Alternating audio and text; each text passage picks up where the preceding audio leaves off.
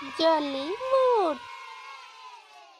ஒரு ஓநாய் கிராமத்துக்கு பக்கத்தில் இருக்கிற காட்டுக்குள்ளே வாழ்ந்துட்டு வந்துச்சு. அது ரொம்ப பஞ்சமான காலம்ன்றதால அதுக்கு ரொம்ப நாளாகவே வேட்டையும் உணவும் கிடைக்கவே இல்லை. இருக்கிற எலும்பு துண்டுகளை சாப்பிட்டு வாழ்ந்துட்டு வந்துச்சு. அந்த ஓநாய்க்கு ஒரு நாள் ரொம்ப பசிச்சு.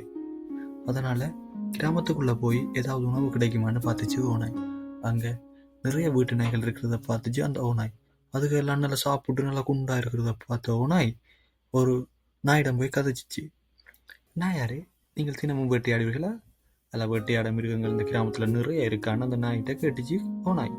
அதுக்கு ஹலஹலன்னு சிரிச்சிட்டு அந்த வீட்டு நாய், வீட்டை காவல் காக்கிற எங்களுக்கு வேட்டையாட அவசியம் கிடையாது, எங்கள் முதலாளியை தினமும் ரச்சி சாப்பாடு கொடுப்பாருன்னு சொல்லிச்சு அந்த நாய். அதுக்கிட்ட ஓநாய்க்கு அதிசயமாக போச்சு. உடனே அந்த வீட்டு நாய், நீங்களும் எங்கள் கூட இருங்க, உங்களுக்கு தினமும் சாப்பாடு நிறையவும் ஓய்வும் கிடைக்கும்னு சொல்லிச்சு.